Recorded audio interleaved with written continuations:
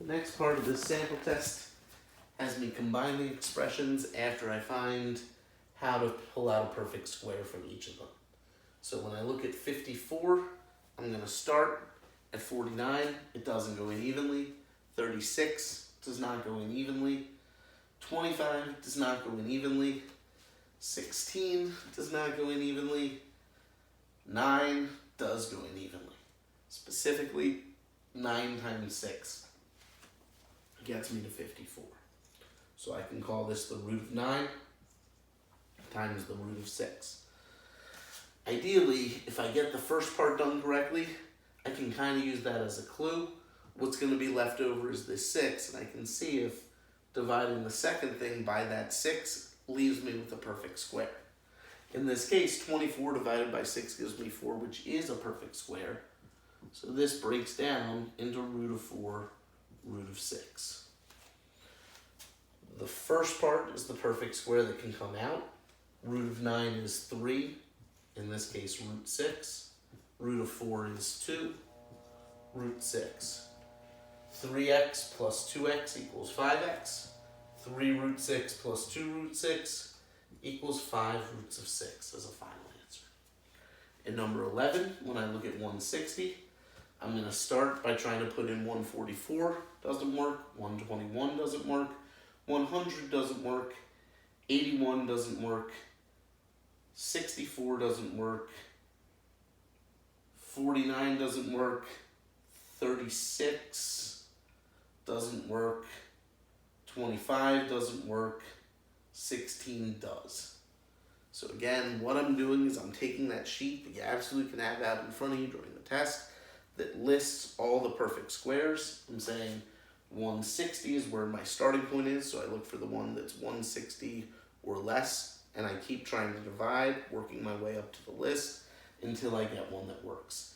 In this case, 16 was the first one that works. 16 leaves behind 10. Because I know 10 was left behind, and most likely these are going to have a similar thing left behind, I'm going to divide this 40 by 10. That's going to give me root 4, root 10. Perfect square, same remainder, same remainder. That's my goal here. When I take the root of 16, I get 4 roots of 10. When I take the root of 4, I get 2 roots of 10. 4x minus 2x equals 2x. 4 roots of 10 minus 2 roots of 10 equals 2 roots of 10. When I go to do root 98, I start at 81, doesn't work. Then I go to 64, doesn't work. Then I go to 49, it does work. 49 goes into 98 twice. So I can break this into root 49, root 2. Again, that root 2 is what I'm most interested in.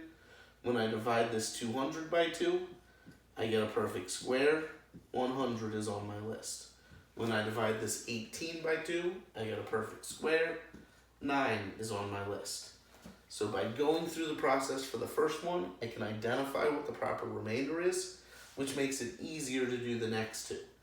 If, when you identify the proper remainder the first time, it's not working out for the next couple, you probably want to go back and double check your work, or start from the middle one and see if you get to the same general spot. In the end here, I need to take the perfect squares out of the root sign, so root 49 becomes 7 roots of 2, root 100 becomes 10 roots of 2, and negative 9 becomes negative 3 roots of 2. 7 plus 10 gives me 17, minus 3 gives me 14 roots of 2. For these solve the equation problems, my goal is going to be to isolate a root on one side, take everything else to the other side. That way, when I square both sides of the equation, the root will be out of the equation. In the case of number 13 here, I have the problem the way that I want it right from the start. The root is on one side, everything else is on the other.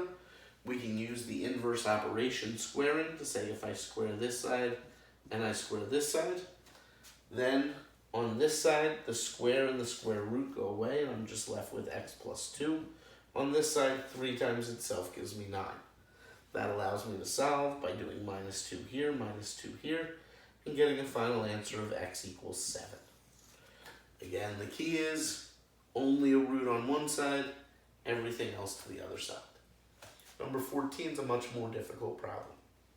This is going to have a lot of steps. Take us back to last test when we had to do factoring. First thing I see, this root is not alone. What's currently happening to it is n is being subtracted from it. To undo that, I'm going to add n to both sides. This goes away. It leaves the left side is just the root 2n plus 10. On the right side, I now have n plus 5. When I go to square to get rid of the root, the same thing happens on the left as did above. The squared undoes the root, and basically I'm just left with whatever was underneath.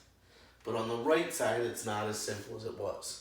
Before there was one term, so I could just multiply it by itself to get this 9. Here we have two terms. So I can't just say this is n squared plus 25. It's absolutely not. This is n plus 5 times itself, another n plus 5. Not only does that give me n times n equals n squared, and 5 times 5 equals 25, but it also gives me n times 5 is 5n, 5 times n is another 5n, for a total of 10n. So the left side is just what was under the root originally, 2n plus 10. The right side is n squared plus 10n plus 25. Again, this middle term is the one that students mess up the most with. It's the most important part of the problem to me. What I now need to do is take everything to one side, and then I can factor to find an answer. So I'm going to take everything to the right by doing minus 2n minus 10. Minus 2n minus 10. On the left side I have 0. On the right side I have n squared plus 8n plus 15. My goal is to say what would make this 0. The way that I do it is I factor. Start with two parentheses, n and n, plus and plus, because this tells me bring down the plus. This says same as a plus is plus. Now I'm looking for ways to multiply the 15 and add to 8. Ways to get to 15 are 1, 15, and 3, 5. The one that adds to 8 is 5 plus 3 equals 8. I put the larger one here, the smaller one here. But what they actually ask for in Cengage is what values of n make this equation true. So what I'm really looking for is what makes this 0. To find that, I can set either of these equal to 0. If I say n plus 5 equals 0, then by subtracting 5, I can see that n equals negative 5 is the answer to that equation. If I set n plus 3 equal to 0, subtract 3, n equals negative 3 is the answer to that equation. So the final answer should really be phrased as n equals negative 5 comma negative 3.